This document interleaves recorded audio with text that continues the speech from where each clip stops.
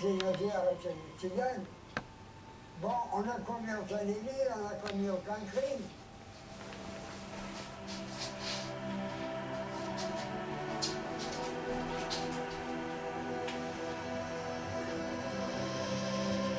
Anybody that survived the camp will live forever.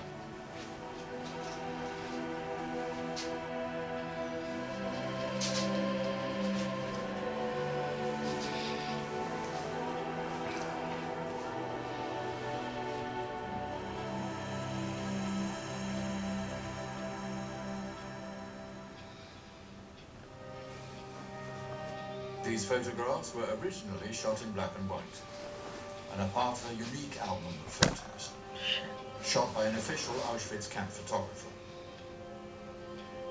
It is the only photographic record known to exist of Jews arriving at a Nazi extermination camp.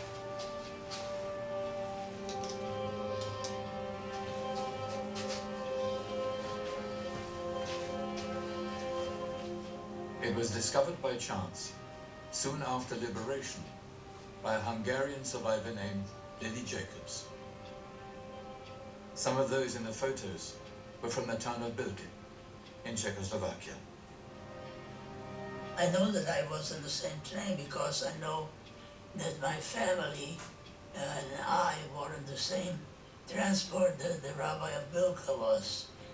He still had his beard because he didn't want to shave it while we were in the ghetto, even though they ordered all the Jews to shave it.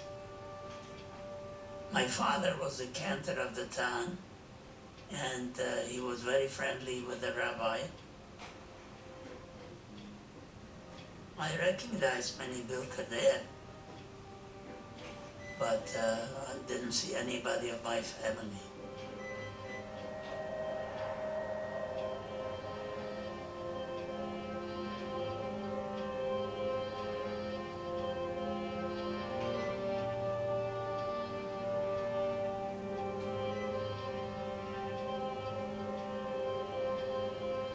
Here are the two brothers of Lily Jacobs who died in Auschwitz.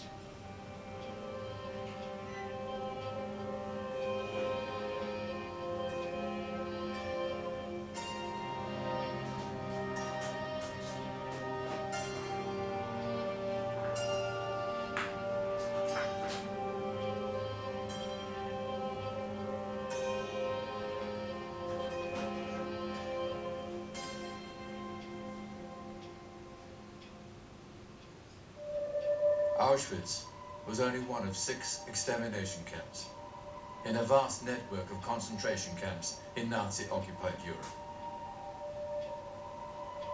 Apart from Jews, Roma, political enemies, homosexuals and disabled people were transported to Auschwitz. A new train platform was built in 1943 in anticipation of a surge of close to 500,000 Hungarian Jews that would arrive over a 2-month period in the spring of 1944.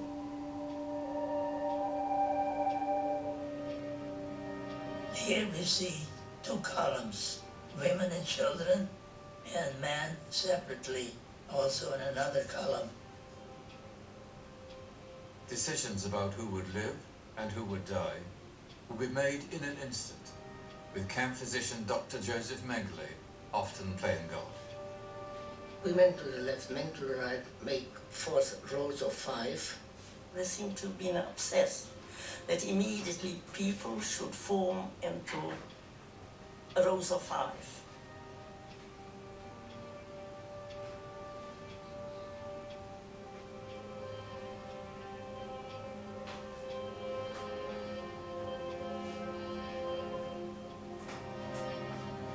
Giving orders, get out, line up a row of 5.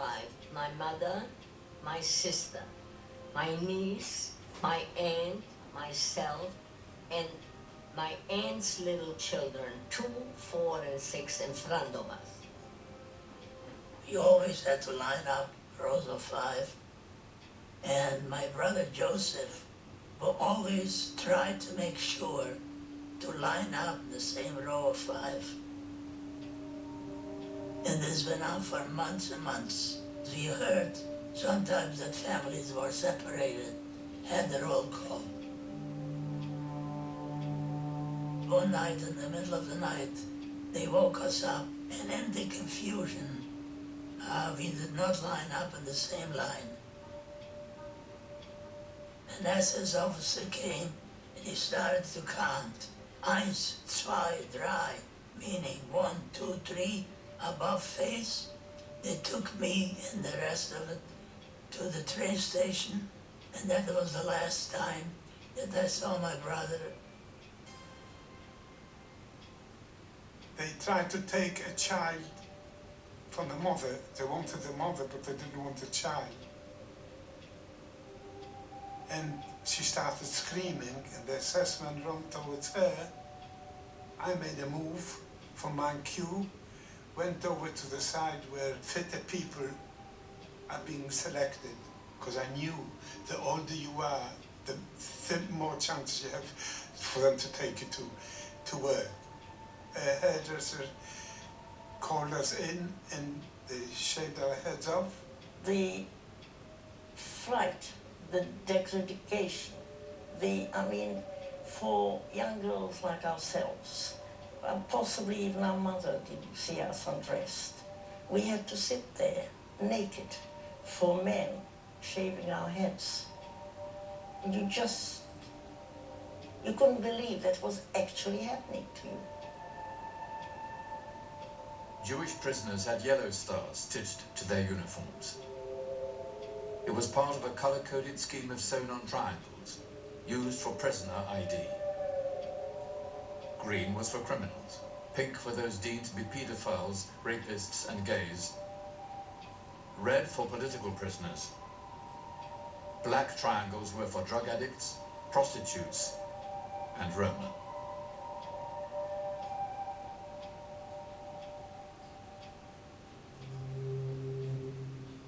Here is a picture of some Bilka Jews arriving in Auschwitz, and I know their names.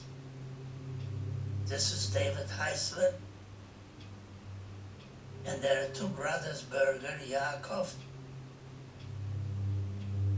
Some people were dressed in Shabbat clothing because they wanted to look nice. We lost our name from that day onwards, B7608. When I could see the people before me were wincing because they weren't very gentle with those needles.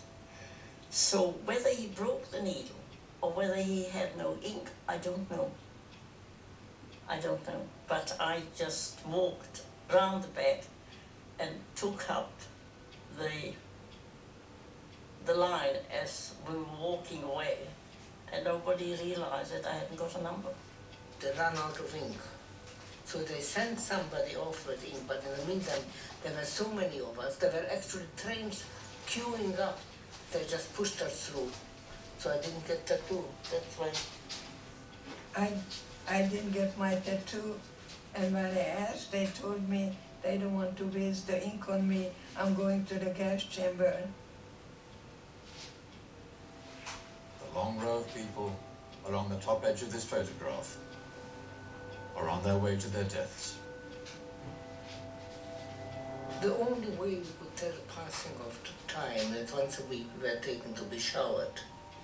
And the showers with the gas chamber were side by side, and until you had cold water came down, you didn't realize whether it was going to be gas or water, whether we were going to live or not. Only when cold water came down, you realized you were going to live probably for another week.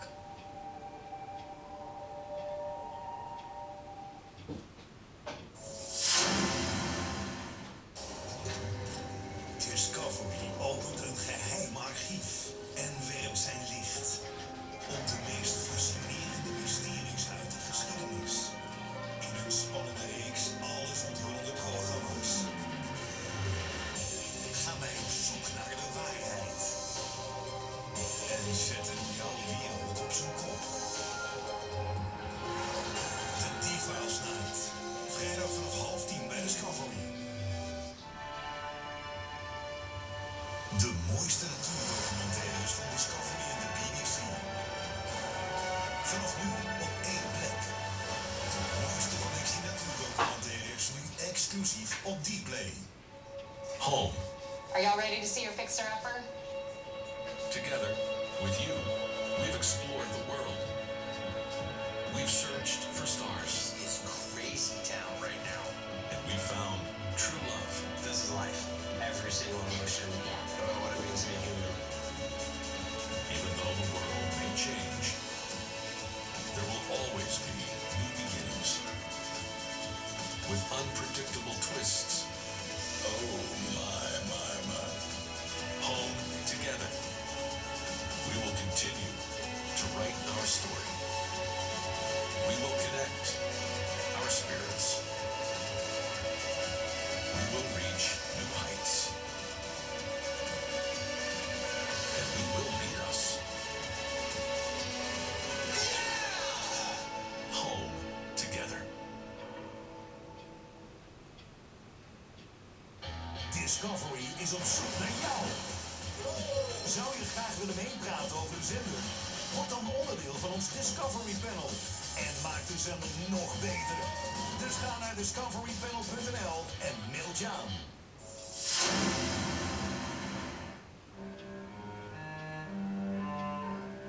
After arriving in Auschwitz, if you had your photo taken, you were among the lucky ones and temporarily escaped death. When the Nazis ultimately faced defeat, orders were given to incinerate all the prison photos.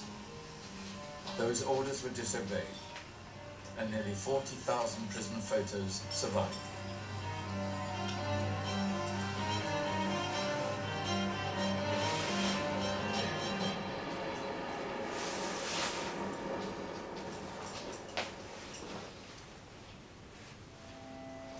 The financial cost of mass murder at Auschwitz will be more than covered by the systematic looting of those Jews about to die. This is the bundles that we brought from the ghetto. They loaded them on trucks, took it to a big warehouse where they sorted out what they found.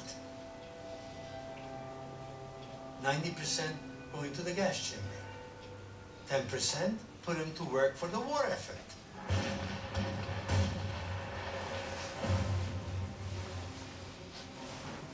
Auschwitz had 40 subcamps. About 10 of them were devoted to making arms for the Nazi war machine. As an 11-year-old, I was making food for the military. As a 12-year-old, I was making armament for the military.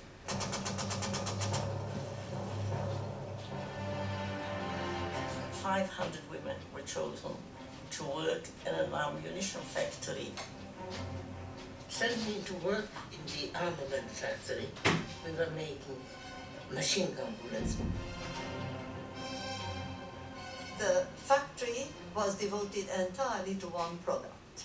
The anti-aircraft gun, Flak something 38.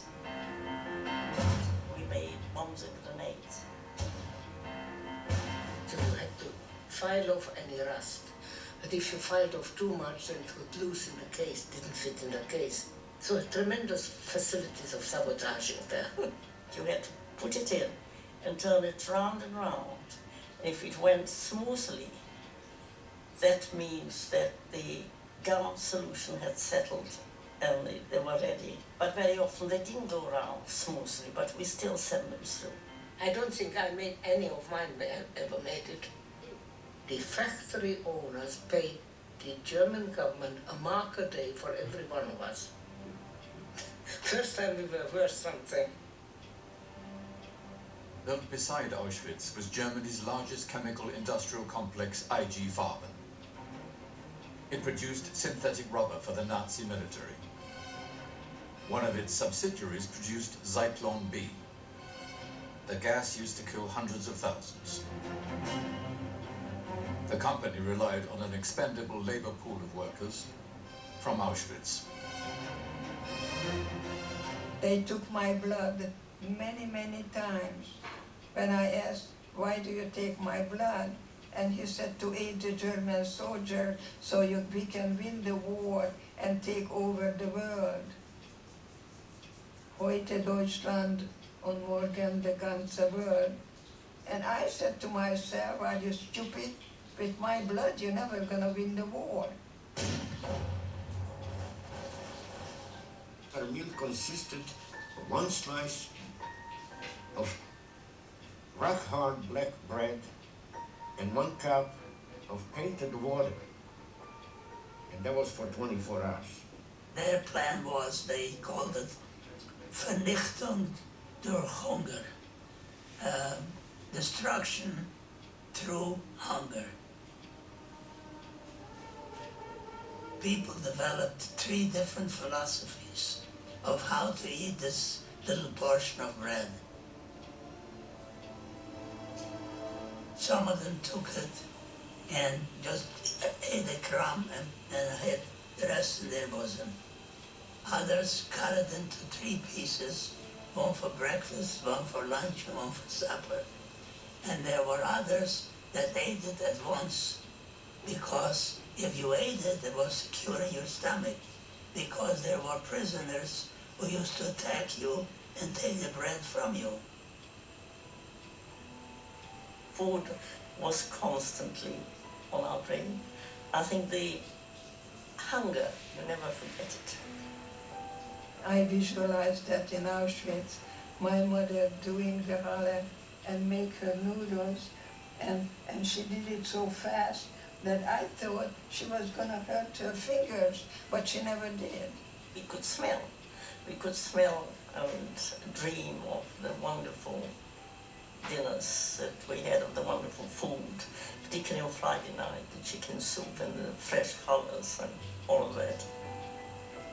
Having an imaginary feast with fellow prisoners wouldn't prevent starving to death, but it would help preserve your sanity and your humanity. A 12-year-old child, Nurit Stern, in the Ravensbrück concentration camp, secretly wrote down some of the recipes she overheard the adults fantasizing about. Chopped liver, goulash, stuffed cabbage, cholent, and kishka. Now we were dreaming about food, we were talking about food, and reminiscing about home.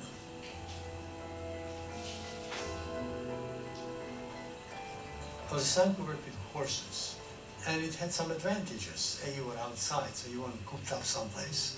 But the other advantage was the fact that horses get fed. Horses can't speak. So if you take some of their food, they can't tell anybody.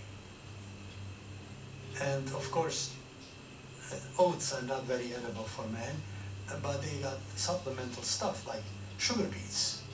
They have a slight problem. If you eat a lot of raw sugar beets, you get dysentery, which is deadly. However, if you bake them or cook them or boil them, so all we have to do is find a place to have a barbecue. We had a blacksmith. And of course, the blacksmith has fire. You took 2 sugar beets, went to the blacksmith, one for him and one for you. They had dreams of eating and all sorts of different things, yes. And people died next to me. We had 10 people on the bunk, and during the night, 1 or 2 died. They came with a cart in the morning, took the bodies out, threw them on the cart, and took them to crematorium. There was love in Auschwitz among us. If you were just for the me, you didn't make it. We were a family of inmates. We had to care for each other. In defiance of women stripped of their humanity by the Nazis, Edith proposed a competition among her friends for the nicest breasts. A boob contest. We were doing many things there, silly things, joking, and the boob contest was designed that somebody is going to have a little piece of the bread. And I won, but I didn't eat it alone. I shared it with everyone. The people are so hungry that they literally engage in cannibalism. It is unbelievable to believe that human beings can be so terribly hungry as to cut a human being. Cannibalism broke out and people were eating other people's flesh. Camp next to us, there was a hedge of about 10 feet, so we couldn't see. That's where the Dutch Jews were there. They were not fed anymore. No water, nothing. They were eating the dead. They were cutting off from here, from the thigh. That's the only place where they still had some meat. That's where Aunt Frank died. Because I was talking to God to please help me. I was so hungry and I'm not going to touch human flesh, and God told me to look down, and I realized I had grass to eat. We truly did everything in our power not to be dehumanized. De kerstmonkeys zijn terug en doen wat ze het beste kunnen. Ze veranderen roest in rijkdom. That's a lot of wires. Yeah, I will take you for a hell ride.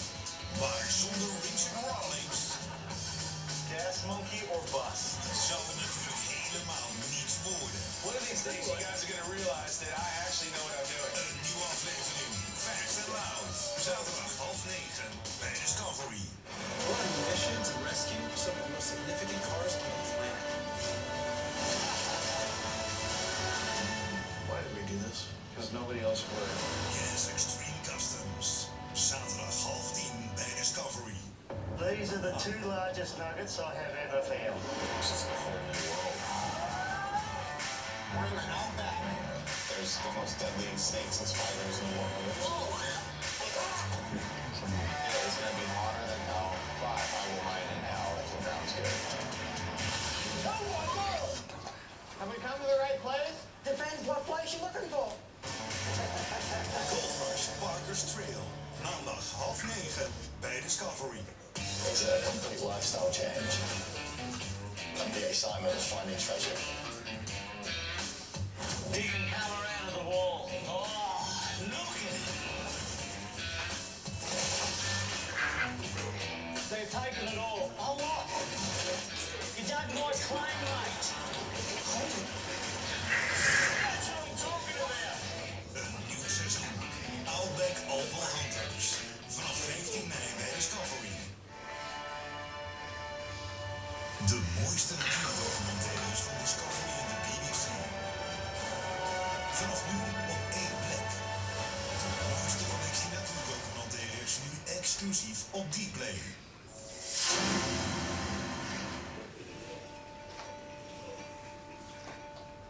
Before we arrived, our barracks were taken up by gypsies with the whole families. On one occasion, saw Romani women with in their original clothes, so breaking stones on the way when we were going to go to the showers. In August of 1944, to make space in Auschwitz for the expected flood of Hungarian Jews, over 4,000 Roma in a so-called gypsy family camp were murdered. Several days before I arrived, they were taken to the gas chambers and the crematoriums, and they were all burned, and we took their barracks.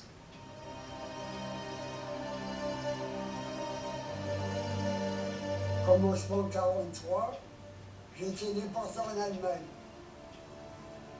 Raymond Berem, a French Romani, worked in his father's traveling circus until his entire family was arrested in occupied France in 1941. He was eventually deported to a Nazi work camp outside Frankfurt. Ouais, j'ai appris qu'il y avait des tziganes et des gens qui étaient gazés à Auschwitz, parce que c'est les gardiens eux-mêmes qui nous l'avaient dit. C'est là qu'on a su qu'ils les mettaient dans les bagasse, quoi. Mais on le savait parce que le directeur du camp lui disait, moi il m'avait dit, toi le prochain tu seras sur ma liste. Alors je savais que s'il ne m'évaluait pas, j'allais au Auschwitz. Et en 1944, au mois de juin, j'ai réussi à m'évader de l'Allemagne et je suis revenu en France. Et c'est là que je me suis engagé dans la résistance. J'avais 18 ans à peine.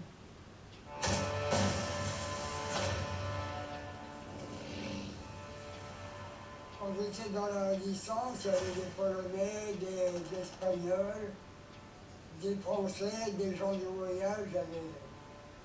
Il y avait même des Allemands qui désertaient, qui venaient dans les... comme résistants.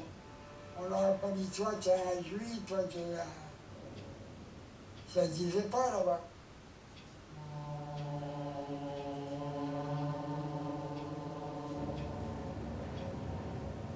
Even inside Auschwitz, there was resistance. The crematorium workers, known as the Sonderkommandos, lived and breathed the mass killings daily. These people knew what was happening. They knew, they worked in the gas chambers, they worked in the shower rooms, and very often they had to drag their own families out of the shower rooms into the gas chambers.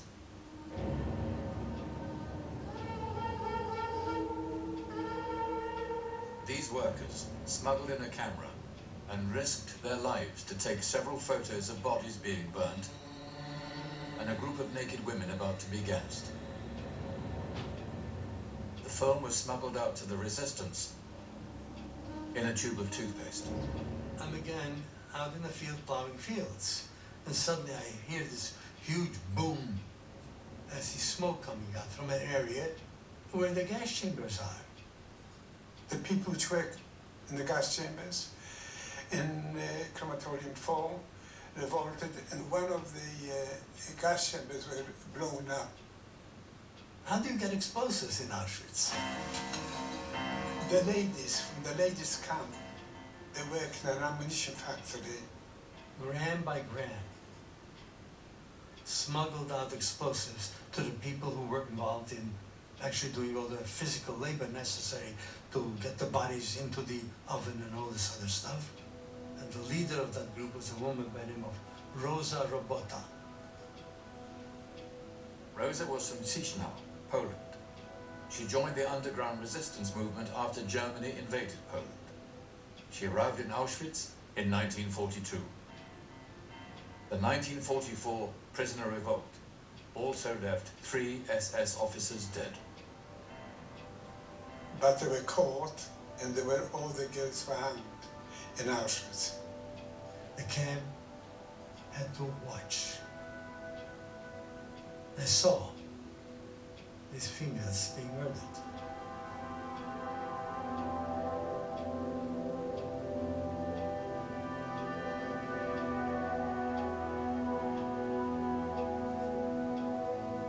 You do everything in your power to stay alive. People either attack the guards and they were shot right away, or they touched the barbed wires and they were electrocuted.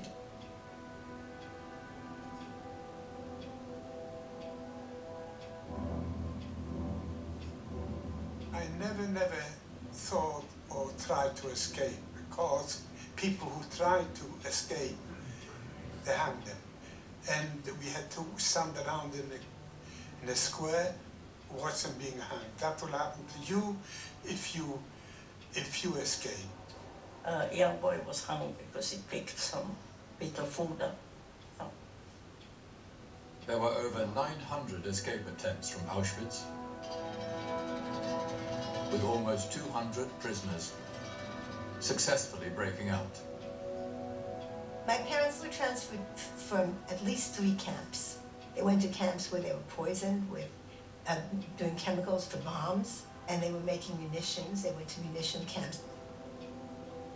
For 2 years, Esther's parents, Abraham and Anna, survived together in brutal work camps in Poland.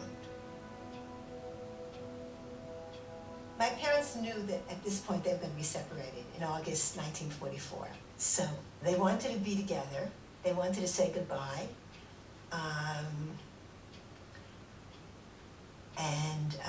They had this young man who watched out for them. They would have some time together.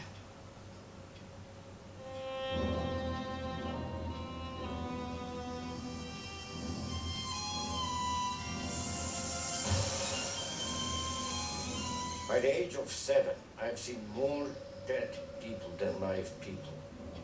Because in the camp, every morning, I've seen between 800 and 1,200 corpses. That did not mean anything. People lost hope, and if you lose hope, and you're already starved, you just go down, lay down, and you die. You know that tomorrow and the next day is going to be the same. Eventually, they're going to kill you. If not then, that starvation is going to kill you. So why suffer another day? I think I was angry, all the time angry, and I think that's what kept me going, being angry about it. Because there was no right for this to happen. I questioned the little God. 11 years old, I went in my first camp. And then I went to Lodz Ghetto, was on my own. And then I went to Auschwitz, and I went to Buchenwald. What on earth did I do?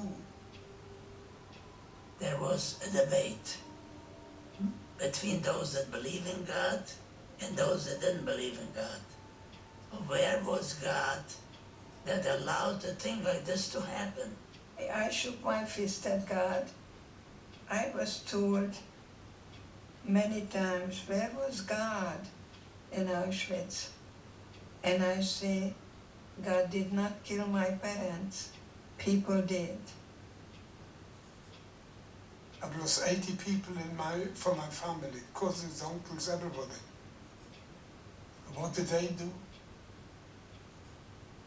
I lost everyone except my sister Magda. My whole family was wiped out. My parents, my grandparents, my aunts and uncles. The failure of man and the enigma of God's silence. Maybe God made a mistake of giving man free will. If God was omnipotent, Holocaust wouldn't happen. But God is omniscient. He knows everything that goes on. And I can see him ringing. He said, by God, what have I done to make humans like this?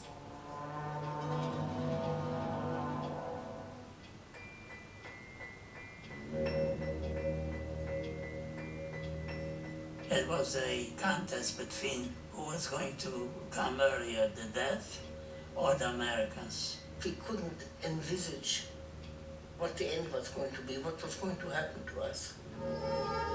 There were rumors that the Americans are coming closer. As we heard in the distance, the duel of the artillery.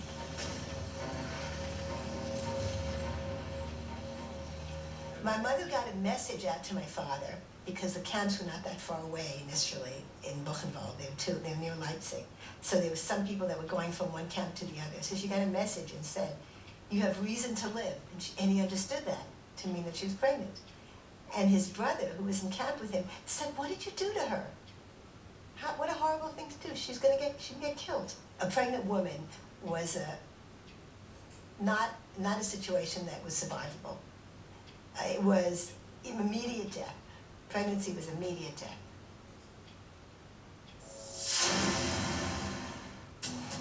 Deze mannen maken alles met de grond gelijk. They want that place gone and they're building a new home. Maar niet voordat ze elke kamer hebben doorzocht. We're gonna find some cool stuff here. Look at that, a door back there. Whoa, man. Oh, Ted! Wow. What do you think it's doing? $10 for that thing. Those are perfect. That is very cool. Selfie Skins. Donderdag 9:30 bij Discovery. Discovery opent een geheim archief en werpt zijn licht op de meest fascinerende mysteries uit de geschiedenis. In een spannende reeks alles onthullende programma's gaan wij op zoek naar de waarheid en zetten jouw wereld op zijn kop. The D-Files Night. Vrijdag vanaf 9:30 bij Discovery. It's a complete lifestyle change. And the excitement of finding treasure. Digging power out of the wall. Oh, look at it. They've taken it all. Oh, what? You dug my claim, mate. That's what I'm talking about. Een nieuw seizoen. Outback Opal Hunters. Vanaf 15 mei bij Discovery. De mooiste natuurdocumentaires van Discovery en de BBC. Vanaf nu op één plek. De mooiste collectie natuurdocumentaires nu exclusief op Dplay. Discovery is op zoek naar jou. Zou je graag willen meepraten over de zender? Word dan onderdeel van ons Discovery Panel. En maak de zender nog beter. Dus ga naar discoverypanel.nl en meld je aan.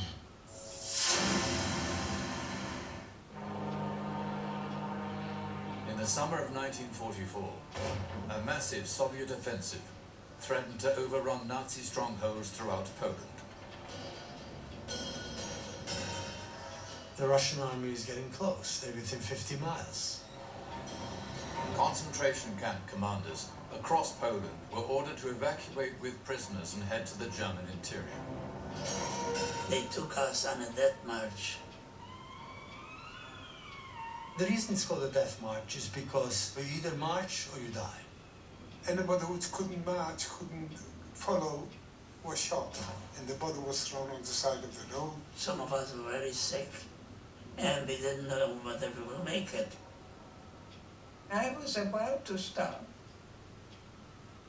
I was getting weaker and weaker. The girls that I shared the bread with formed a chair with their arms and they carried me so I wouldn't die. Isn't that amazing? Friends grabbed me like in a fireman's lift and took me in the center of the column and dragged me along. Literally saved my life. People who were too weak, or too old, or too sick, who couldn't go on a forced march, were put in a basement in an infirmary and left. And that was my mother. The Nazi regime was reluctant to give up its prisoners, in the belief they might still be useful in armament factories. They still believed, even in January 1945, that they will somehow win the war. There was a possibility prisoners could be used as a bargaining chip to save the Nazi regime. And they also didn't want stories of mass murder revealed to the rest of the world. When we came to Buchenwald, only 400 of us, of 10,000, remained alive, and I was one of them. The Buchenwald command got an order to eliminate the entire camp. There were 80,000 prisoners in Buchenwald at that time. 60,000 prisoners were executed. Now came our turn, the children's barrack. Just before we reached the gate, the sirens started to sound. The Germans closed the gates and they ran for cover. The tables had turned. It was beginning to dawn on us that we hadn't seen a German now for a day or maybe two. There was a barbed wire. We were told that there was high voltage in the wire, and some Jew was desperate enough to throw himself at the high voltage fence, only to discover that there was no high voltage. All the guards disappeared. And 3 o'clock in the afternoon on April 11th, 1945, 2 American soldiers walked into our barracks. The Messiah just arrived. Our train was taken to Redenstadt. Was a ghetto of German Jews and Czech Jews, and were liberated 4 days later by the Russian army. We had typhoid, had all sorts of diseases. We heard the sound of a tank, very large sound. We thought they were going to kill us there.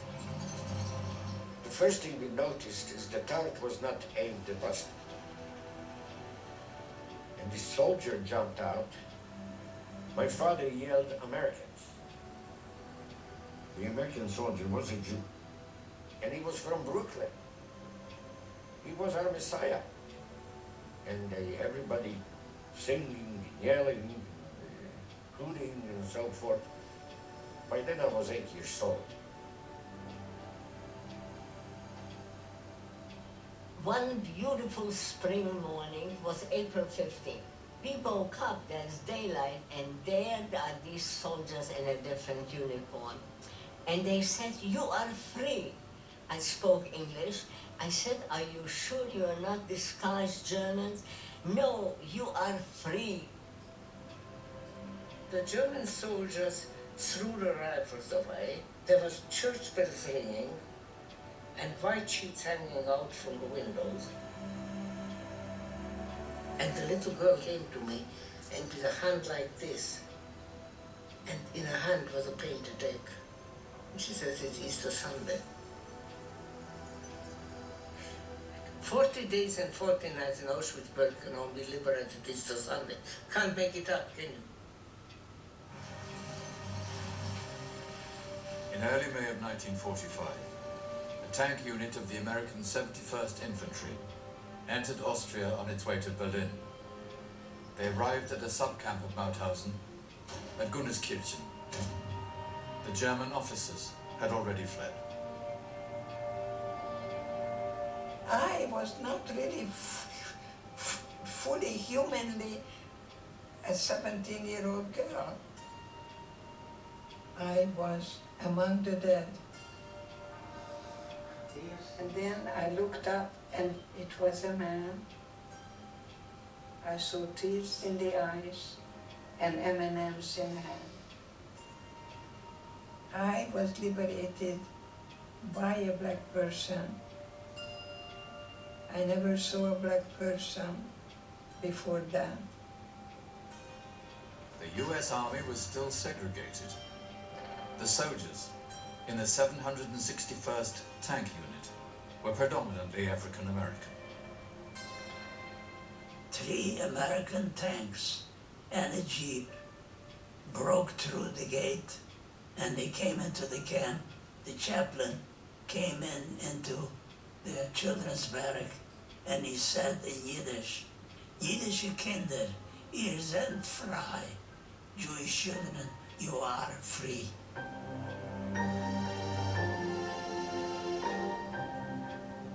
I was 16 years old. The day of liberation was my happiest day and my saddest day, because I found out that nobody's around. I'm the only one that at that time that I knew that was alive. We thought we shall be reunited with the men of the family, and we didn't realize that they were already dead, that they had been dead for years by then. When they came to Bergen-Belsen, they found 13,000 corpses on the ground. There was barely room to walk. Contaminated barracks were burned to the ground to contain the spread of disease, and bulldozers moved bodies into mass graves. Allied forces, the U.S. 2nd Division, came in and liberated the camp. A day before the liberation of the camp, I was born.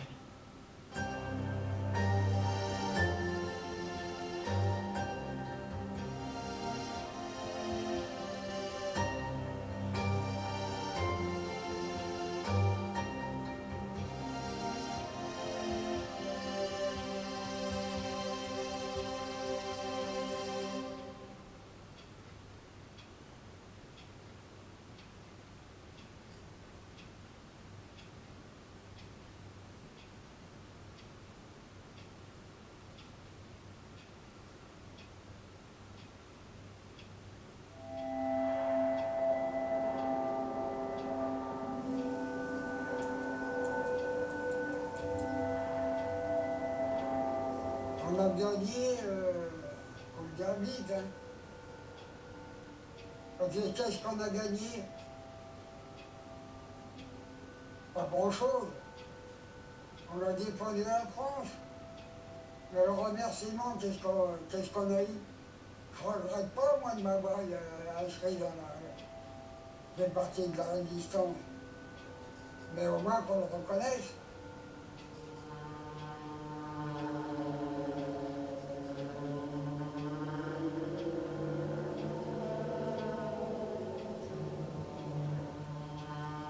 Actually, I was surprised it didn't happen before.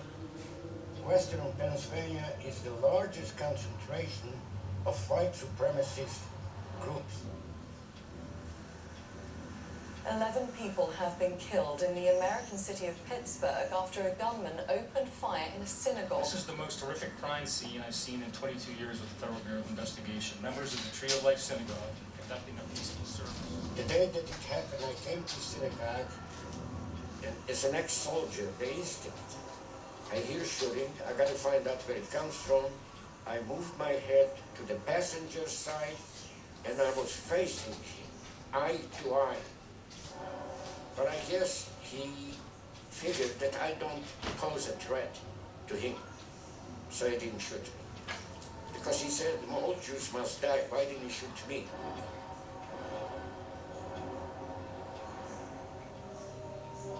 So I survived. Double survival. The worst of the worst happened to me already. My family went through a lifetime of pain, and we don't need it anymore. When I came to America and I worked in a factory, I always went to the colored bathroom.